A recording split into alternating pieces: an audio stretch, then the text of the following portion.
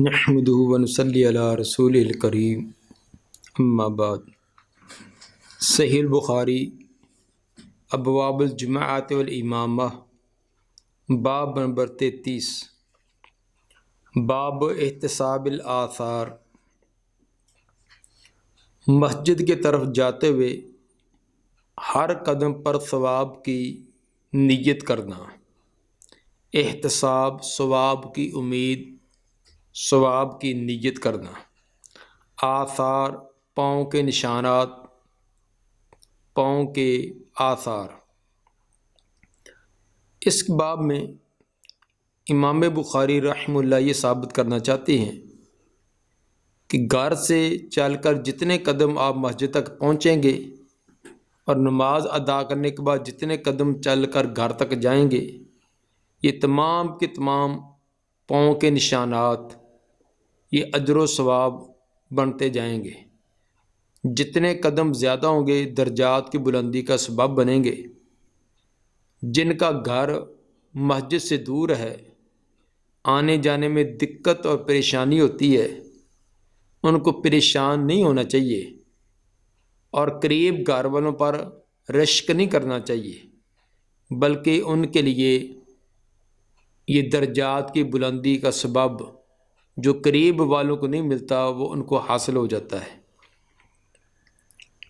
حدیث نمبر 655 قال حدثنا محمد بن عبد الله بن حوشب قال حدثنا عبد الوهاب قال حدثنا حمید عن انس قال قال النبي صلی اللہ علیہ وسلم یا بنی سلمہ الا تحتسبون آثارکم۔ نبی صلی اللہ علیہ وسلم نے فرمایا کہ اے بنو سلمہ۔ بنو سلمہ یہ انصار کی ایک شاخ ہے، انصار کی شاخ خزرج کی یہ ایک شاخ ہے۔ ان کے گھر صلا پہاڑ کے قریب تھے جو مسجد نبوی سے تقریباً 1 میل کی مسافت پر تھے۔ تو مسجد نبوی سے 1 میل کی مسافت پر 5 وقت میں آنا جانا، سخت گرمی بھی سردی بھی، عشاء اور صبح کی نماز کے اندر اندھیرے میں، تو ایسی تنگی کی وجہ سے وہ آتے تھے۔ تو انہوں نے پروگرام بنایا کہ مسجد نبوی کے قریب کچھ پلاٹ خالی ہوئے ہیں، ہم وہاں منتقل ہو جاتے ہیں، اپنے دور والے گھروں کو چھوڑ کر مسجد کے قریب آ جاتے ہیں۔ نبی صلی اللہ علیہ وسلم کو پتہ چلا، آپ نے ان کو روک دیا کہ جب تمہیں ایک درجات اور نیکیاں حاصل کرنے کا موقع ملا ہے تو تم نے اس کو چھوڑ کر ضرور یہ اذیت اور تکلیف برداشت کرنی ہے۔ خصوص کسی انسان کو جس جگہ رہتے ہوئے ایک عرصہ گزرا ہو، وہاں کی در و دیوار سے ایک محبت اور عقیدت ہو جاتی ہے۔ اب اس وہاں کے علاقے، وہاں کی بود و باش سے تمہیں ایک نسبت ہو چکی ہے اور آنا جانا بھی تمہارا روٹین بن چکا ہے، اتنا کہ مشقت والی کام نہیں رہا۔ تو اس لیے یہاں کوئی اور جو باہر سے ہجرت کر کے آئیں گے وہ بس جائیں گے، اور ویسے بھی تم اگر مسجد نبوی سے دور والے علاقوں کو چھوڑ کر قریب آؤ گے تو مدینے کی آبادی کے اندر فرق آئے گا، لوگ قریب آبادی رکھیں گے، تو جب دور آبادی ہو تو درمیان کا جو خالی جگہ اس کو آباد کرنا آسان ہوتا ہے، تو اس لیے تم قریب منتقل ہونے کے بجائے وہیں ٹھہرے رہو۔ اور فرمایا کہ الا تحتسبون آثارکم، کیا تم اپنے پاؤں کے آثار جو ہیں ان کی وجہ سے ثواب کی امید نہیں رکھتے؟ تمہیں یہ نہیں امید، یہ نہیں تمہیں پتہ کہ جتنے قدم زیادہ چل کر آؤ گے اتنا اجر و ثواب بھی بڑھتا جائے گا؟ لفظ آثارکم کے آئے ہیں، اسی حوالہ سے امام بخاری رحمہ اللہ قرآن کا یہ لفظ آیا ہے، اس کی وضاحت بھی فرمانا چاہتے ہیں۔ فرماتے ہیں وقال مجاہد فی قولہ، امام مجاہد اللہ تعالیٰ کے اس فرمان میں جو سورہ یاسین کی آیت نمبر 12 میں ہے، وَنَكْتُبُ مَا قَدَّمُوا وَآثَارَهُمْ،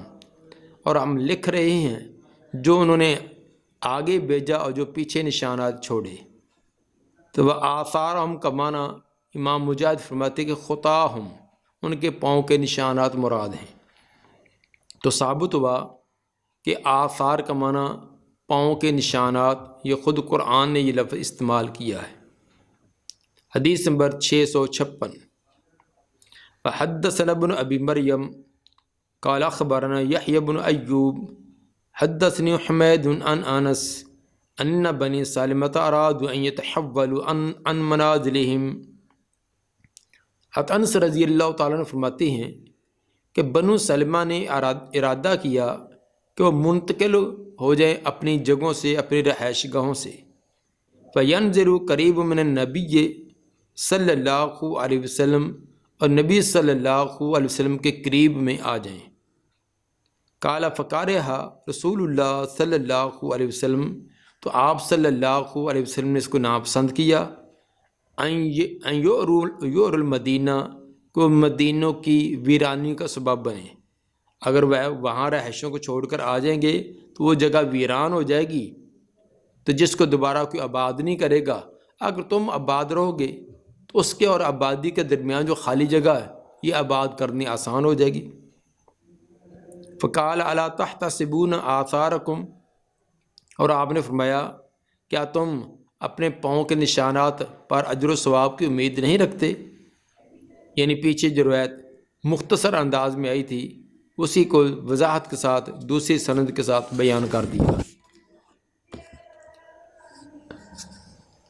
باب نمبر 34، باب فضل صلاۃ العشاء فی الجماع، باب ہے عشاء کی نماز کو باجماعت ادا کرنے کی فضیلت۔ پیچھے باب نمبر 22 بھی عشاء کی نماز کی فضیلت میں گزرا ہے، لیکن وہاں مطلق نماز کی، عشاء کی نماز کی فضیلت تھی، لیکن اس جگہ عشاء کی نماز باجماعت ادا کرنے کی فضیلت ہے۔ اس لیے یہ کوئی تکرار نہیں ہے، پیچھے مطلق عشاء کی نماز کی فضیلت اور اس جگہ باجماعت ادا کرنے کی فضیلت یہ ثابت کی جا رہی ہے۔ حدیث نمبر 657، قال حدثنا عمر بن حفص قال حدثنا ابی قال حدثنا الاعمش قال حدثنی ابو صالح عن ابی ہریرہ قال قال النبی صلی اللہ علیہ وسلم لیس اثقل علی المنافقین من الفجر والعشاء۔ نبی صلی اللہ علیہ وسلم نے فرمایا نہیں یہ زیادہ ثقیل اور زیادہ بھاری منافقوں پر فجر اور عشاء کی بنسبت، فجر اور عشاء کی نماز جتنی منافقوں پر ثقل اور بھاری اور مشکل ہوتی ہے اتنی کوئی اور نماز نہیں ہے۔ وجہ یہ کہ منافقوں نے نماز تو ادا کرنی ہوتی ہے لوگوں کو دکھلانے کے لیے، کوئی اجر و ثواب اور آخرت میں کوئی اس کے درجات وہ تو ان کا ذہن ہے ہی نہیں، تو انہوں نے صرف اپنے اسلام کا اظہار کرنے کے لیے ٹمپریری سے آنا ہوتا ہے۔ تو باقی نمازوں کے اندر تو دن کے وقت لوگ دیکھ رہے ہوتے ہیں، اس وقت تو بڑے چھلانگے لگا کر آئیں گے، تو عشاء اور صبح کی نماز کے اندر دیکھنے والے نہیں ہوتے، اس لیے اس کے اندر وہ کوئی نہ کوئی ہیلا بہانہ لگا کر بہانہ بناتے ہیں۔ اور ویسے بھی صبح کی اور عشاء کی نماز پڑھنا دشوار ہے، یہ وہی آئے گا جس کا آخرت پر یقین ہے، اللہ کے لقاء اور جنت جہنم پر پورا یقین ہے، یہ قربانیاں دے گا۔ تو جس کا یہ یقین ہی نہیں، جو کہتا ہے کہ یہ جہان میٹھا آگے والا دیکھا جائے گا، یہیں کے گلچھرے اڑاؤ، تو جو آخرت کا یقین نہیں، اعتماد نہیں، حشر نشر نہیں، وہ یہ تکلیفیں کیسے برداشت کرے؟ اس لیے آپ نے فرمایا کہ لیس اثقل علی المنافقین من الفجر والعشاء، نہیں یہ سب سے زیادہ ثقیل منافقوں پر فجر اور عشاء سے۔ وَلَوْ يَعْلَمُونَ مَا فِيهِمَا لَأَتَوْهُمَا وَلَوْ حَبْوًا، اگر وہ جان لے کہ ان دونوں نمازوں میں کیا کچھ ملتا ہے، کتنا اجر و ثواب ہے، لَأَتَوْهُمَا وَلَوْ حَبْوًا، تو البتہ آئیں ان کو اگرچہ وہ گھسٹ کر آنا پڑے۔ اگر ان کی ٹانگیں اور پاؤں جواب دے دیں تو بچوں کی طرح گھسٹ گھسٹ کر آنا پڑے تب بھی وہ آئیں۔ لقد حممت ان آمر المؤذن فیقیما، آپ فرماتے میں نے پختہ ارادہ کر ہی لیا تھا کہ میں مؤذن کو حکم کروں فیقیما، وہ اقامت کہے، اذان ہونے کے بعد جب اقامت کا وقت آئے تو مؤذن کو کہوں کہ آپ اقامت کہیں۔ ثابت ہوا کہ اقامت کہنے کا حق مؤذن ہی کا ہوتا ہے۔ ثم آمر رجلا یؤم الناس، پھر میں حکم دوں کسی آدمی کو وہ امامت کرائے لوگوں کو، اپنی جگہ کسی اور کو امامت کریے، میں کھڑا کر دوں۔ تو امام جو مقرر امام ہے اسی کی اجازت کے ساتھ کوئی دوسرا آدمی مصلی پر ہونا چاہیے، اپنی مرضی سے یہ درست نہیں ہے۔ تو امام کو بھی کوئی ضروری کام ہو کہ جانا ہو، اس کی وہ اپنی ذمہ داری کا پورا خیال کرنا چاہیے، پیچھے کسی نہ کسی کو مقرر اور متعین کر کے جائے۔ ثم آخذ شعلا من نار، پھر میں لوں ایک شعلہ آگ کا، فاحرق علم اللہ یخرج الی الصلاۃ بعد، پر جلا دوں ان کے اوپر جو ابھی تک نماز کے لیے نہیں آئے۔ تو آگ کا شعلہ لوں جو ابھی تک گھروں میں بیٹھے اپنے خوش گپیوں میں لگے ہوئے ہیں، بیوی بچوں کے ساتھ مشغول ہیں، ان پر ان کے گھروں کو جلا دوں۔ گویا کہ اس قدر آپ نے سختی اختیار کی ان لوگوں کے لیے جو عشاء کی نماز کو با جماعت نماز ادا کرنے کے لیے نہیں آتے، کیونکہ یہ تو منافقوں کی علامت بیان کی گئی ہے کہ بلا یاتون الصلاۃ الا وہم کسالى، کہ منافق نماز کے اندر بڑے سست ہوتے ہیں، وقت پر نماز ادا نہیں کرنی، آتے بھی ہیں تو بڑی سستی اور کاہلی کے ساتھ، کوئی ذوق کوئی شوق، کوئی اللہ کی عبادت اور لقاء کا کوئی ذوق نہیں ہوتا، بس ایک بوجھ سمجھ کر، جس طرح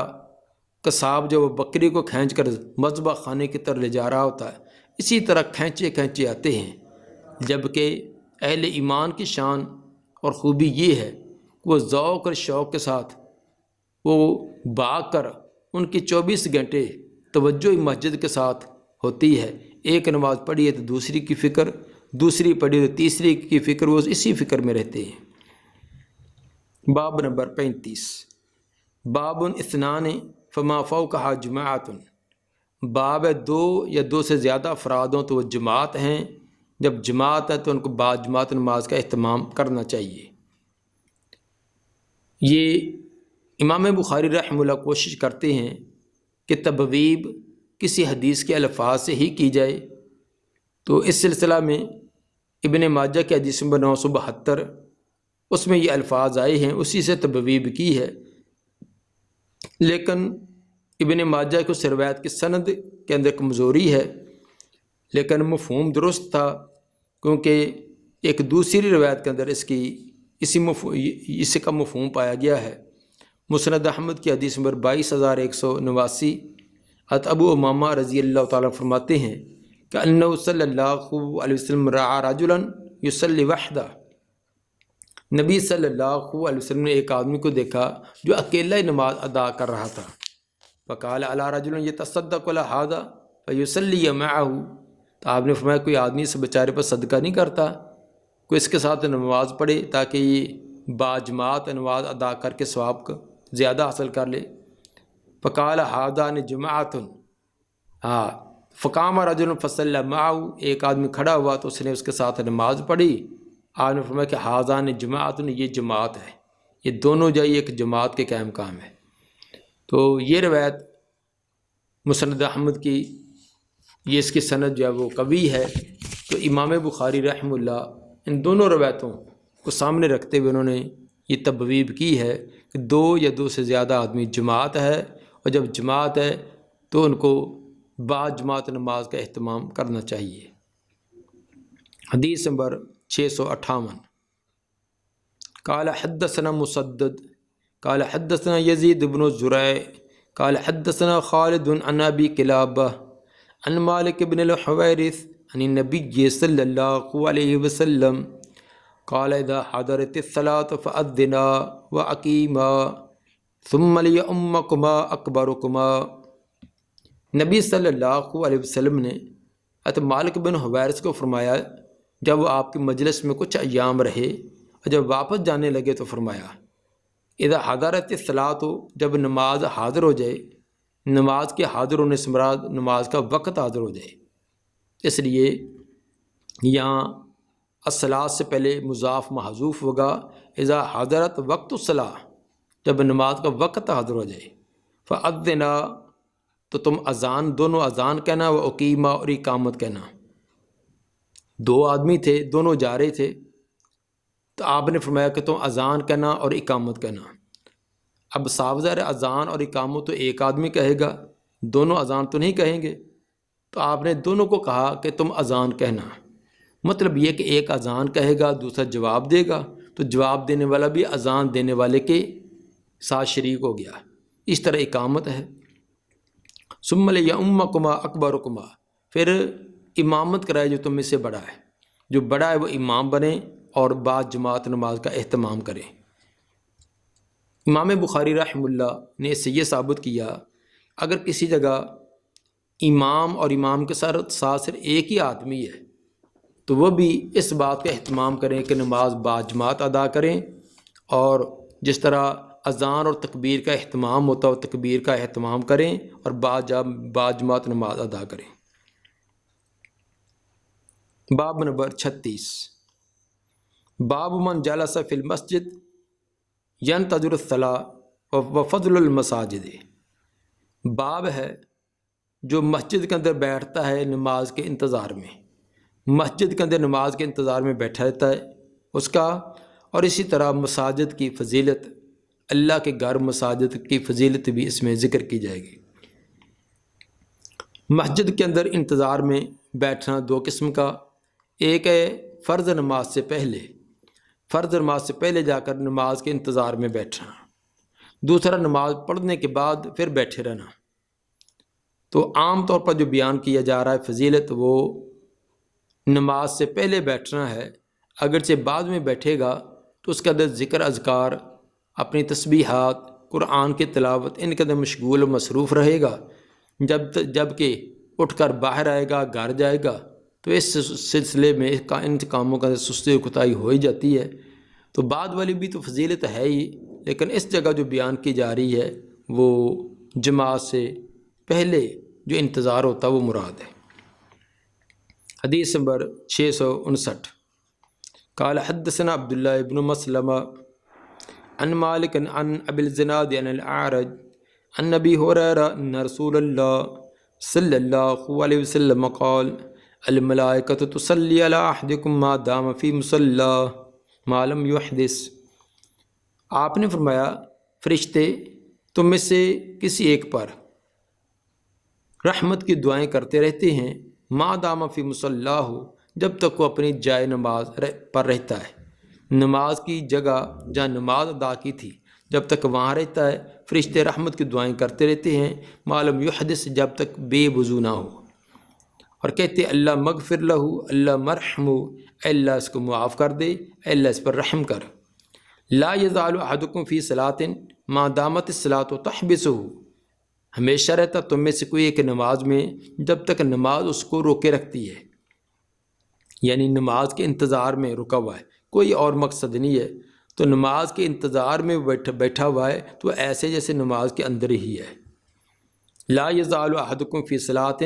تم میں سے کوئی ایک نماز کے اندر ہی رہتا ہے، ما دامت الصلاۃ تحبسہ، جب تک اس کو نماز روکے ہوئے ہے۔ لا یمنع ان ینقلب الی اہلہ الا الصلاۃ،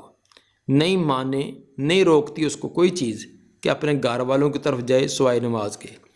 نماز ہی اس کو روکے ہوئے ہے جس کی وجہ سے اپنے اہل و عیال کی طرف نہیں جاتا اور اللہ کے گھر میں وہ بیٹھا رہتا ہے۔ اس سے مسجد کے اندر نماز کے انتظار کے اندر بیٹھنے کی فضیلت بیان کی، اور اسی طرح مسجد کی بھی فضیلت ساتھ حاصل ہوئی، اور مزید آگے والی روایت کے اندر بھی یہ بات بیان کی جا رہی ہے۔ حدیث نمبر 660،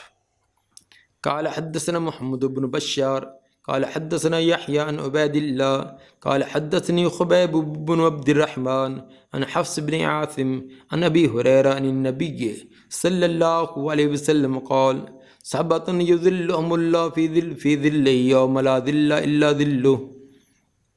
آپ نے فرمایا سبعۃ 7 قسم کے لوگ ہیں، یظلہم اللہ فی ظلہ، سایہ دے گا ان کو اللہ تعالیٰ اپنا سایہ۔ اپنے سائے سے مراد اکثر اہل علم نے اپنے عرش کا سایہ بیان کیا ہے۔ 7 قسم کے لوگ ہیں، 7 لوگ نہیں بلکہ 7 قسم کے 7 انواع کے لوگ۔ سایہ دے گا اللہ تعالیٰ ان کو اپنا سایہ، یوم لا ظل الا ظلہ، جس دن کوئی سایہ نہیں ہوگا اس کے سائے کے علاوہ، صرف اللہ ہی کا سایہ، اس کے علاوہ کوئی سایہ نہ ہوگا۔ ان 7 میں سے الامام العادل، عدل و انصاف کرنے والا امام اور حاکم حکمران، وشاب ناشا فی عبادت ربہ، دوسرا وہ نوجوان جس نے اپنی جوانی کے اندر اپنے رب کی عبادت کی۔ بوڑھا ہو کر تو ہر ایک کی مسجد میں ڈیرا لگا ہی لیتا ہے، جب گناہوں کی طاقت نہ رہے تو پھر عبادت کرنا کا کیا مزہ ہے۔ تو عبادت وہ ہے جب جوانی ہے، تمام قسم کی خواہشات جوبن پر ہیں، کھانے پینے کی بھی لذتیں کی چاہت ہے، جذبات کی بھی تسکین کو دل چاہتا ہے، لیکن پھر تمام کو چھوڑ کر، تمام کو ٹھوکر مار کے اللہ کے دربار میں پہنچتا ہے۔ وَرَجُلٌ قَلْبُهُ مُعَلَّقٌ فِي الْمَسَاجِدِ، اور تیسرا وہ آدمی کو اس کا دل لٹکا ہوا ہے مساجد کے ساتھ، اللہ کے گھر مسجدوں کے ساتھ دل لٹکا ہوا ہے۔ لٹکا ہوا ہونے کے کا ایک معنی یہ کہ ایک نماز پڑھی ہے، دوسری کی فکر، وہ پڑھی تیسری کی فکر، تو وہ اسی سوچ اور فکر میں رہتا ہے کہ نماز کا کب وقت اور کب میں جلدی سے اللہ کے دربار میں پہنچوں۔ اور ایک اللہ کے گھروں کے ساتھ دل کا لٹکا ہونا، مسجدوں کا خیال، اس کی صفائی ستھرائی، اس کے ٹوٹ پھوٹ کی کو بنانا، اس کے پانی کا انتظام، اس کے باقی روشنی لائٹ کا انتظام، یہ تمام چیزیں جس طرح ہم اپنے بیٹھکوں کو سنوارنے کی کوشش کرتے ہیں، اس کو خوبصورت بنانے کی صفائی ستھرائی کا انتظام کرتے ہیں، وہ اس سے کئی گنا بڑھ کر اس کو اللہ کے گھر کے ساتھ یہ تعلق ہوتا ہے۔ 24 گھنٹے یہی کہ اللہ کا گھر کیسے اس کو خوبصورت، کیسے صاف ستھرا، کیسے بہترین بنایا جائے، تاکہ وہاں آ کر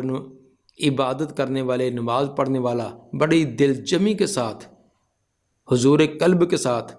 اللہ سے ہم کلام ہو، وہ کسی طرح کے اس کو خرابی، تنگی، کوئی ایسی چیز نہ ہو جس کی وجہ سے اس کے یہ عبادت میں، خشوع خضوع میں کوئی خلل آئے۔ اور اسی طرح وَرَجُلَانِ تَحَابَّا فِي اللَّهِ، 2 آدمی جو آپس میں ایک دوسرے سے محبت کرتے ہیں اللہ کے لیے، اجتماعا علی ذالک، اسی بات پر ان کا آپس میں اجتماع ہوتا ہے، اکٹھا ہوتا ہے، وتفرقا علیہ، اور اسی وجہ سے ان کے درمیان جدائی ہوتی ہے۔ 2 وہ مسلمان جن کا آپس کے اندر سے اللہ کے لیے محبت، کوئی رشتہ داری، کوئی برادری، کوئی دنیا کا مفادات نہیں ہے، صرف اللہ، ایک عقیدہ، ایک نظریہ، ایک منہج، دینداری کی وجہ سے ان کا آپس کے اندر تعلق ہے۔ ایک دوسرے سے محبت و تعلق بھی اللہ کی وجہ سے، اگر ایک دوسرے سے ناراضگی روٹھتے ہیں تو بھی اللہ کی وجہ سے، دیکھا کہ دوسرا اللہ تعالیٰ کی عبادت میں سستی کوتاہی کرتا ہے، کوئی اور اس کے اندر کوئی ایسا عیب ہے جو شرعی طور پر اچھا نہیں ہے، شریعت نے ناپسند کیا ہے، روکا ہے، وہ نہیں رکتا، تو اگر اس سے علیحدگی اور جدائی وہ کرتا ہے تو بھی اللہ کی وجہ سے۔ وَرَجُلٌ طَلَبَتْهُ ذَاتُ مَنْصَبٍ وَجَمَالٍ، اور ایک وہ آدمی جس کو طلب کیا ہو بڑی حسب نسب والی اور حسن و جمال والی عورت نے، فقال انی اخاف اللہ، وہ آگے سے کہے میں اللہ سے ڈرتا ہوں، یعنی جذبات کی تسکین کے لیے تمام قسم کے اسباب اور وسائل موجود بھی ہوں، لیکن پھر بھی اللہ سے ڈرتا ہوا ایسے کام کے قریب نہ جائے۔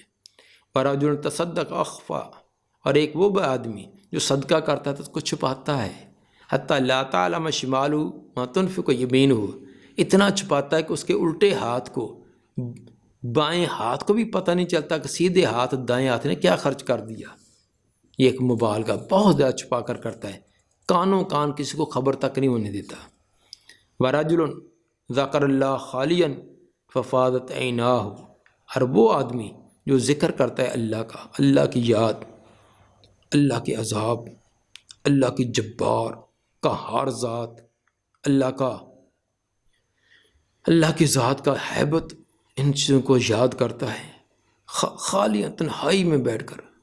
ففاضت عیناہ، تو اس کی آنکھیں بہہ پڑتی ہیں اللہ کے خوف کی وجہ سے۔ مصنوعی یہ رونا نہ ہو جس طرح کہ مصنوعی صوفی اکرام بناتے ہیں، مجمع میں بیٹھے بڑے آنسو بہانے کے طریقے لے کے یہ ہوتے ہیں لوگوں کا مال بٹورنے کے لیے۔ سادہ لوگ سمجھتے ہیں کہ یہ بڑی پہنچی سرکار ہے، بڑے آنسو بہا رہا تھا تو اس کی زیادہ سے زیادہ تعاون اور خدمت کرتے ہیں، تو یہ ابو زید سروجی بنے ہوتے ہیں لوگوں کو دکھلانے کے لیے کچھ اور مقصد کچھ اور ہوتا ہے۔ لیکن نہ، اس مراد وہ ہے جو تنہائی میں کوئی نہیں دیکھ رہا، تمام دنیا سوئی ہوئی ہے، آدھی رات اللہ کے دربار میں بیٹھا ہوا رو رہا ہے، تو ایسا آدمی بھی ان خوش نصیبوں میں سے ہے جن کو اللہ کے عرش کا سایہ نصیب ہوگا۔ اس میں 7 کا تذکرہ کیا کہ 7 قسم کے افراد، لیکن یہ 7 میں حصر نہیں کہ صرف 7 ہی کو عرش کا سایہ ملے گا اور نہیں ہے، اس کے علاوہ اور بھی